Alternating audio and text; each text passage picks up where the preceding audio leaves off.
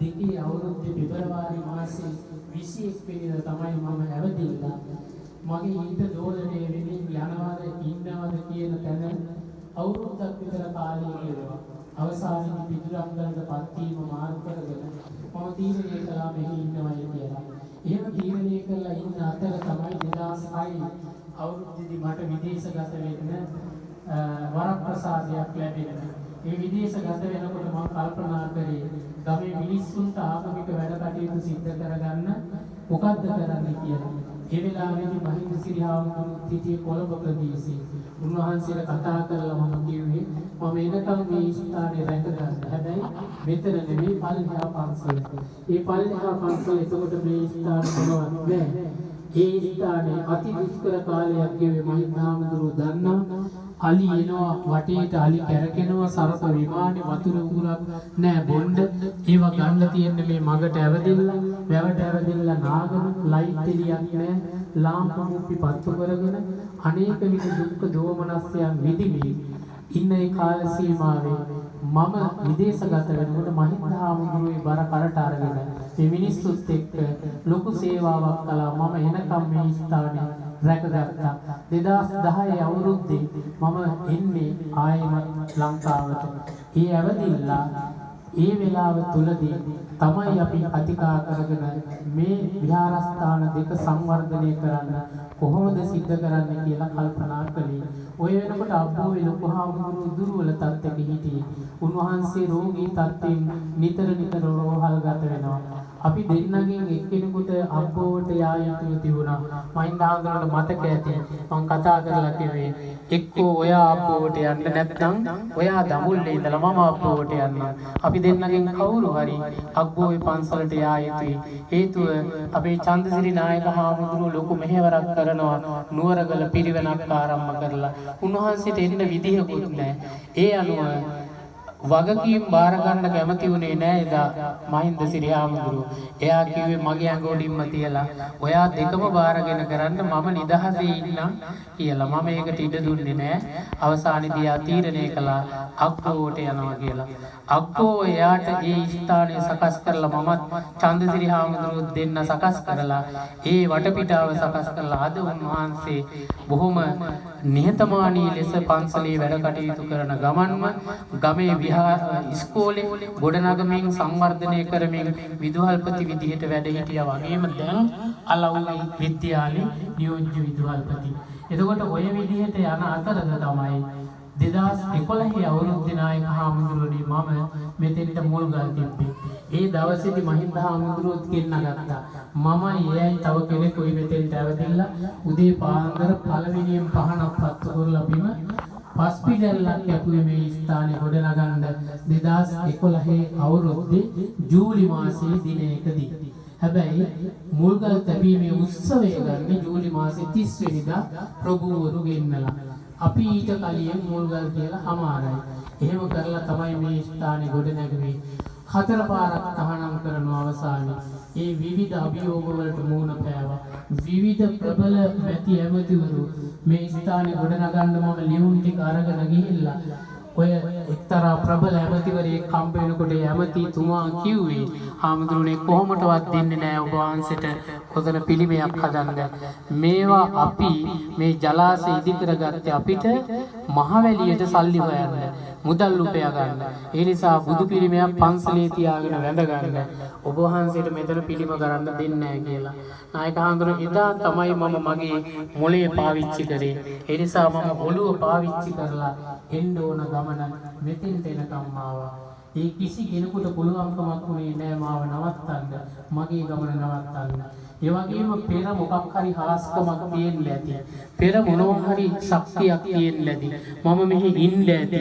ඒ වගේම මහාන වෙලා ඉන්න ඇති. විහෙර විහාර ගොඩ නගන්න ඇති. නැත්තම් කවුරුවක් නැති පළාතකට ඇවිදilla මෙහෙම දෙයක් කරන්න මේ වගේ හැකියාවක් ලැබෙන්න නම් මොනවා හරි අපි නොදන්න බලවේගයක් ශක්තියක් තියෙනවා. ඒ නිසා එහෙම තමයි මේ සංකස්සපුර සේනාසනේ ගොඩ නගාගත්තේ. ගෞරවනීය ඔබ වහන්සේලා සියලු දෙනාටම මම ආරාධනය කරනවා මේ කටයුතු වලින් පස්සේ විවේක සුවයෙන් මේ ස්ථානයේ සියල්ලටම වැඩම කරලා බලන්න බැලිය යුතු බොහෝ දේ අපි නිර්මාණය කරලා තියෙනවා. අද සුවහසක් මිනිසුන් මේ ස්ථානයේ වන්දනාමාන කරන්නට පැමිණෙනවා. ඒ තුල අසීමිත සතුටක් මමත් ඒ වගේම මේ දායකයෝ විඳිනවා. ඒ එන සෙනග මිනිසු කන්දරාව දිහා දැකලා අපේ දෑතින් මහන්සියෙන් දාඩිය කඳුලින් වෙහෙසීමෙන් කැපකිරීමෙන් දුක් විඳලා ගොඩනගපු මේ සේනාසනය බලන්න වඳින්න මිනිස්සු වෙනකොට අසීමිත සතුටක්.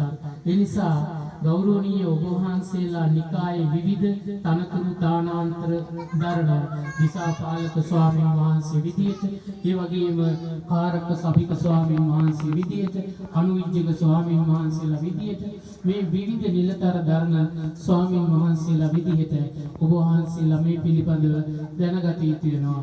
අපේ ශ්‍රීමත් මහානායක හාමුදුරුවෝ මගේ මහින්ද හාමුදුරුවන්ගේ චන්දසිරි ලොකු හාමුදුරුවන්ගේ ගුරුවරයෙක්. අපි තුන්දෙනා වහන්සේම අධ්‍යාපනය ලැබුවේ මීරිගම මිනියොළුව විද්‍යාවාස පිරිවෙනේ. උන්වහන්සේට පින් සිද්ධ වෙන්න අද අපි මේ තැන ඉන්නවා. ඒ ශ්‍රීමත් මහානායක හාමුදුරුවෝ කළ මඟ පෙන්වීම ගැන අපි සතුටු වෙනවා. වගේම උන්වහන්සේ අදටත් අග්ගධම්ම මහින්දසිරි චන්දසිරි කියලා කතා කරලා සතුටු වෙනවා අපි පිළිබඳව. ඒ නිසා උන්වහන්සේ කීප වටක් මෙතෙන්ද වැඩම කරන්නට යෙදුණා. ඒ අනුව මේ මෙහෙවර පිළිබඳව අපි සතුටු වෙනවා. වගේ මට කියන්න ඕමනාව තිබ්බේ මේ ආවේ ඊ타ත්ම දුෂ්කර ගමන. මේ ආවේ ඊ타ත්ම දුෂ්කර ගමන. මම විශ්වාස කරනවා භික්ෂුන් වහන්සේලා විදිහට මෙතන ඉන්න සියලු දෙනාම පන්සල් හදනවා, විහාරස්ථාන හදනවා. අපේ සීවලී හාමුදුරුවෝ ලස්සන පන්සලක් හදලා තියෙනවා. උන්වහන්සේ විවිධ වැඩ කටයුතු කරනවා.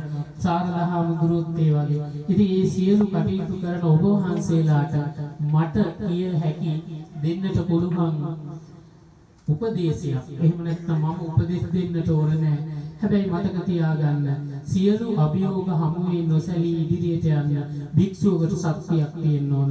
කායික ශක්තියක්, මානසික ශක්තියක් තියෙන්න ඕන. කවදා හරි දවසක කන්දක් නැග්ගොත් පල්ලමක් තියනවා වගේම ඔබ වහන්සේලා මතක තියාගන්න දුක් විඳොත් සැපක් එතන තියෙනවාමයි. ඒ කාරණාව මම දන්නවා. ඒ වගේම භික්ෂූන් විදිහට නිරන්තරයෙන්ම අපි දානය පිළිබඳව අනුහස් කියනවා වගේම දානයට අපි ප්‍රමුඛ තැනක් දෙන්න ඕන. එහෙම වෙනකොට අපේ ගමන සම්පූර්ණ වෙයි කියලා මම විශ්වාස කරනවා. ඒ නිසාවෙන් ඔබ වහන්සේලා දන්න කාරණාවක්, මේ ඉන්න මිනිස්සු දන්න කාරණාවක්, අපේ අම්මාද නෑ ඇය දුන්න ඒ ඉඩමල් කුඹුරක් දෙකක් විකුණුවේ මේ බුද්ධ ප්‍රතිමා වහන්සේ නෙලන්න. ඒ නිසාවෙන් අපේ අම්මා මාස දෙකක් මහින්ද හාමුදුරුවෝ දන්නවා මාස දෙකක් මම එක්ක කතා කරන්න නැතුව හිටියා ඉඩමයි කුඹුරයි විකුණනවා කියලා. හැබැයි මේ විකුණන්නේ ওই බුද්ධ ප්‍රතිමා වහන්සේ නෙලන්න කිසිවක් ආධාරයක් උපකාරයක් නැතුව දඹුල්ලේ කිසිවෙක් නැතුව ඉන්නකොට, තනි වෙලා ඉන්නකොට මට වෙන කරන්න දෙයක් නැහැ. ඒ නිසා මේ දෙක විකුණලා, වාහනේ විකුණලා මේ ගොඩනගන ශක්තියට ආර්ථිකයේ වශයෙන් නැත්නම් ධනය හොයා ගැනීම වශයෙන් මූලිකත්වයේ දැරුවේ. ඒ නිසා එවන් ගමනක් ආවේ මම සංකස්සපුරේ ගොඩනගන්න. අපි අද ඉඳලා හෙට නැති වේවි. හැබැයි සතුට වෙන්න පුළුවන්. ඔබ වහන්සේලාට සතුට වෙන්න පුළුවන්. අපි හැමෝටම සතුට වෙන්න පුළුවන් යමක් සිද්ධ කළා කියලා. ඉතින් එහෙම ගොඩනගපු ස්ථානයේ මේ ස්ථානයේ ඊළඟට ලියාපදිංචි කර ගැනීමේදී ලොකු අර්බුදයකට මුහුණ පෑවම එකක් එහා පැත්ත අනුරාධපුර දිස්ත්‍රික්කයේ පල්ලෙහා පන්සල, මේ මාතලේ දිස්ත්‍රික්ක දෙකක් මේ ස්ථානයේ ලියාපදිංචි කර ගැනීමේදී ඇතිවෙච්ච ගැටලුවලදී නිරන්තරයෙන් විශේෂයෙන් මම සිහිපත් කරන්නට ඕන මේ ස්ථානයේට මහවැලි අධ්‍යක්ෂ ජනරාල්තුමා ආව වෙලාවේදී එතුමා මම ආරාධනා කළා නෙවෙයි ආවේ. එතුමා කිව්වා ආමුදුරෝනේ මම උදව් කරන්නම් ඔබ වහන්සේට ඕනේ නැහැ කියලා. බෞද්ධ කටයුතු කොමසාරිස් මේ ස්ථානයට ආවා ආරාධනා කරලා නෙවෙයි දැනගෙන. ඒ ආවට පස්සේ එතුමාවත් මම සෝදසීලියව පිළිගත්තා. ඔබ වහන්සේ එන්න ඕනේ නැහැ මම උදව් කරන්නම් කියලා.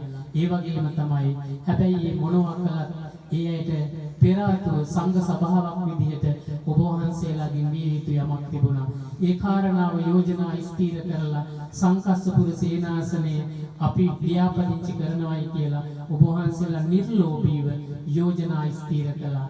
යෝජනා ස්ථීර කරලා නිකායික වශයෙන් මහානායක හාමුදුරුවෝ ළඟට යොමු කරලා ඒ කටයුතු සිද්ධ කරගන්න මේ සියලු දෙනා වහන්සේම මට උදව් උපකාර වුණා.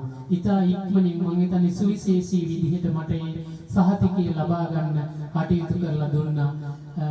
අපේ කරුණානන්ද පඬිත හාමුදුරුවෝ නිරන්තරයෙන් කතා බස් කරලා යොමු කිරීම කරලා ඒ කටයුතු වලට දායකත්වයක් දුන්නා. සාරදා හාමුදුරුවෝත් එහෙමයි. මේ හැම දෙනා වහන්සේම නිර්ලෝභී ලෙස මේ පන්සල් ලියාපදිංචි කරගන්න මතක තියාගන්න හාමුදුරුවනේ ගලේවිල ශාසන ආරක්ෂක බල මණ්ඩලයට මම ගිය වෙලාවේ සංකස්සපුර සේනාසනයේ යෝජනා ස්ථීර කරන්න කෙනෙක් හිටියේ නැහැ. අවසානයේ ග්‍රාම නිලධාරි කෙනෙක් තමයි යෝජනා ස්ථීර කරන්නේ මේ සංකස්සපුර සේනාසනයේ බෞද්ධ කටයුතු එකේ ශාසන ආරක්ෂක බල මණ්ඩලයේ ලියාපදිංචි ස්ථානයක් බවට පත් කරන්න ඕන කියලා. එවැනි අභියෝග මැද්දේ ගොඩනගන තැන. ඒ නිසා මතක තියාගන්න මිනිස්සු ගල් ගහන්නේම ඵල ඇතිරුකකට පමණයි. යමක් ඔබ සිදු කරනවා නම් වැඩක් කරනවා නම් ඒ වැඩක් කරන හාමුදුරුවන්ට නිරන්තරයෙන්ම අභියෝග වැඩි, කම්කටොළු වැඩි. එවැනි ගමනකට මට නිරත වෙන්න ඕන. ඒ නිසා දැන් මම නිදහස් හාමුදුරුවෝ නමක් විදියට බොහොම සුවසේ කටයුතු කරනවා, නිදහස්ව ඉන්නවා. ඒ නිසා මම ඔබ වහන්සේලාගේ වැඩම කරවීම ගැන අතිශය සතුටු වෙනවා. ඔබ වහන්සේලා වැඩම කරනවායි කියලා දැනගෙන අපේ ලොකු හාමුදුරුවෝ එක්ක ඒ වගේම අපවත් වී වදාළ වෙන්නරුවේ ලොකු හාමුදුරුවෝ එක්ක බොහොම ලෙන්ගතුව වැඩ කටයුතු කරපු කෙනෙක් මාවතගම මුදලාලි කියන්නේ. අපි පුංචි අවදියේ දන්සැලෙන් අනුරාධපුරේ යනකොට නුවරගල පිහිටිවැවට යනකොට එතුමාගේ ගෙදර ගිලම්පස නොවලදා ඔතනින් පිටත් තුනේ නෑ වෙන්නරුවේ ලොකු හාමුදුරුවෝ. එතුමා අද වයෝවෘද්ධව ඉන්නේ. අසනීපෙන් ඉන්නේ. හැබැයි මාවතගම මුදලාලි අද නාරම්මල හාමුදුරුවෝ වෙනවා කියනක දැනගත්තාම එතුමා අධ්‍යාපනය ලැබුවේ අපේ වේරගල නායක හාමුදුරුවෝ දන්නවා ඇති මැද්දේගම රත්නෝදය පිරිවලේ නායක හාමුදුරුවෝ. එහෙම අධ්‍යාපනය ලැබපු දායක මහත්තයෙක් අපේ හාමුදුරුවන්ට බොහොම ලෙන්ගතුකමක් තියෙනවා. එතුමා ආවා. ඒ වගේම අපේ ගිරාමේ එතුමාගේ මුල් ගම් පළාත් සරත් මහත්මයාද වෙළඳ ව්‍යාපාර කරමින් මේ ප්‍රදේශයේ වෙළගෙදර පවුල විදිහට ඉතාමත්ම සුවිශේෂී පවුලක් විදිහට එතුමා නිරන්තරයෙන්ම ගිරාමේ පන්සලේ අපේ සුදම්මානන්ද පඬිත හාමුදුරුවෝ වඩිනවයි කියලා මම මතක් කළාම එතුමත් ආවා ස්වාමි දියණිය එක්ක. ඉතින් මේ හැමෝම ගත්තාම නායක හාමුදුරුවෝ අපේ ගමේ විතරක් නෙවෙයි හැමදාමත්ම නිරන්තරයෙන් මෙතන ඉන්නවා ගල්වැටියාව ප්‍රදේශයේ අය, ජලාශපාර ප්‍රදේශයේ, අබරප්තාවල ප්‍රදේශයේ මේ අතු හැමදාමත්ම මේ පින්කම් එක්ක එකතු වුණා. මගේ ගමේ මේ ඉන්න පින්වතුන් වගේම සහෝදරයෙක් වගේ අපිට උදව් උපකාර කරන මද්දුම බණ්ඩාර මහත්මයා ගිරාණේ මේ පවුලේ උදවිය එතුමා තමයි මේ පුටුව උපන්දිනේට පූජා කරන්න තමයි හදලා තිබ්බේ. අද ඒ වුණාට ඒක අරගෙන යවදෙලා පූජා කළේ. ඉතින් මෙහෙවැනි පිරිසක් එකතු වෙලා ඉන්නවා. ඒත් එක්කම නායක හාමුදුරුවෝ දන්නවා ඔබ වහන්සේලා වැඩම කරගෙන ආවේ රණුක නෝමන් රාජපක්ෂ අපේ මහින්ද හාමුදුරුවන්ගේ දායකතුමා. එතුමා තමයි මේ පිළිමෝහන්සේ අභියස තියෙන ඔය වන්දනා කරන්න ස්ලැබ් එක එතුමාගේ පිරිසත් එක්ක සම්පූර්ණයෙන් නොමිලේ මට මේ කාරණාව සිද්ධ කරලා දුන්නේ. ලක්ෂ ගාණක් වැය වෙන ලක්ෂ 8ක් ඉල්ලුවා කුලිය විතරක් වෙනත් බාස්ුන් නැහැ කෙනෙක්. නමුත් නෝමන් මහත්මයා ගමේ අයත් එකතු කරගෙන ඇවිල්ලා විවිධ අවස්ථාවලදී උදව් උපකාර කළා. අද දවසේ ඔබ වහන්සේලාවත් වැඩම කරලා දුන්නා. එවන් පිරිසක් තමයි මේ ඉන්නේ හැමෝගෙම නම් කියන්න නෙවෙයි. ඉතින් මට බොහොම සතුටුයි. මේ පිරිසත් එක්ක එකතු වෙලා ඔබ වහන්සේලාට දාන වේලක් පූජා කරගන්න. ඒ වගේම මේ පන්සල දැකලා ඔබ වහන්සේලා දන්න කාරණාවක් පහුගිය දවසක එංගලන්තයෙන් ලැබෙන රන් සම්මානයක් ලංකාවට සංචාරකයන්ගේ පාරාදීසයේ විදියට රන් සම්මානය. ඒ රන් සම්මානය ලැබිච්ච වෙලාවේදී ඒ ප්‍රවෘත්ති වලට පෙන්නකොට ඒ කාරණාව කියනකොට ඒ අසිරිමත් දමුල්ල ගැන දඹුල් විහාරයක් සීගිරියක් ඊළඟට අපේ පන්සලත් පෙන්වන්නේ. ඒ වගේම ඔබ වහන්සේලා දකින්න ඇති ලංකාවේ ලස්සනම පන්සල් 15ක් කොහෙද තෝරලා තිබුණා. මේ පන්සල් 15 අතර නවවෙනි ස්ථානෙට අපේ පන්සල තියෙනවා. ඒ නිසා සතුටු වෙන්න. ඒ තැනකට මේ පන්සලේ පිහිටීම වැවයි දාගබයි ගමයි පන්සලයි මේ අතීත ශ්‍රී විභූතිය නිර්මාණය කරලා ගොඩනගලා තියෙන්නේ. මේ මිනිස්සු අද සුදට සුදේ ඇඳලා හිටියට මතක තියාගන්න මේ මිනිස්සු වෙල්වල මහා දුක් වේදනා විඳිනවා. හැන්දෑ වෙනකොට මේ මිනිස්සු විශේෂයෙන් පිරිමි පාර්ශවය පැල් වලට ගිහිල්ලා රෑ එළි වෙනකම් ගස් උඩ මිදි වර්ජිතව අලින්ගෙන් ගුඹුරු ටික බේර ගන්න දුක් විඳිනවා. එවන් දුක් විඳින මිනිස්සු ටිකක් තමයි අපි වටේ ඉඳගෙන මෙවන් පන්සලක් ඇදුවේ. මේ විදිහට අපිට දාන සකස් කරලා දෙන්න පූජා කරන්නේ. ඒ නිසා අලව්ව නාරම්මල ප්‍රදේශවලට වැඩි මේ මිනිස්සු අතිශය දුක් විඳිනවා. හැබැයි මේ මිනිස්සුන්ගේ හිත් බොහොම පොහොසත්. මේ මිනිස්සු කිසිම දවසක බෑ කියන්නේ නැතුව පහුගිය දවසක හැම ගෙදරකින්ම මේ පෙරලා වී බුසල ගානේ පන්සලට පූජා කරනවා. මේ සංවර්ධන කටයුතු සඳහා එවන් තැනකටයි ඔබ වහන්සේලා ආවේ. ඒ නිසා මම අතිශය සතුටු වෙනවා දඹුල්ලේ ඉඳගෙන මෙවන් සේවාවක් කරන්න ලැබීම පිළිබඳව. ඒ නිසා ඔබ වහන්සේලා සතුටු වෙන්න. අද වගේම මේ දක්වා ආවා වගේම නාරම්මල සංඝ සභාවක් විදියට අපිට ආරක්ෂාව රැකවරණය දෙන්න මේ කටයුතු ඉදිරියට අරගෙන යන්න. ඒ නිසා ඔබ වහන්සේලා හැම කෙනෙකුටම ඕනම මොහොතකම මේ පන්සලට ඇවිදලා කටයුතු කරන්නට ශක්තිය ධෛර්යය ලැබෙනවා. ඒ වගේම තමන්ගේ පන්සලක් විදිහට ඇවිදලා දන් වේලක් වළඳලා නිදහසේ ඉඳලා යන්න පුළුවන් පරිසරයක් මම ගොඩනගනවා. අනාගතයේදී මේ ස්ථානයේට විදේශිකයන් පවා පැමිණෙන මෙතන භාවනා යෝගීව ඉන්න පුළුවන් කුටි කීපයක් නිර්මාණය කරලා භාවනා කරන්න පුළුවන් සුදුසු පරිසරයක් නිර්මාණය කරනවා. ඉතින් මීට වැඩිය මම කරුණ කාරණා කියන්න ඔබ වහන්සේලාගේ කාලය ගන්න මම කල්පනා කරන්නේ නැහැ. මට මුලින් අතපසු වුණා ඒ තමයි ගෞරවනීය මහා සංඝරත්නය නම් කියලා පිළිගන්න. පින්නතුනේ මේ සියලුම ස්වාමින් වහන්සේලා අපේ සහෝදර චන්දසිරි නායක හාමුදුරුවෝ ඇරුණකොට අනිත් සියලුම මේ ස්වාමින් වහන්සේලා මහින්දසිරි හාමුදුරුවෝ දක්වාම මේ නාරම්මල සංඝ සභාවේ නිලධාරී ස්වාමින් වහන්සේලා උන්වහන්සේලා තමයි මේ ප්‍රදේශයේ පන්සල් සියල්ල එක්රොක් කරමින් ඒ සුවිශේෂී වූ ආගමික නායකත්වය ලබා දෙන්නේ. ඒ වගේම සංඝ සාමග්‍රිය ඇති වෙන පරිද්දෙන් කටයුතු කරන්නේ. තව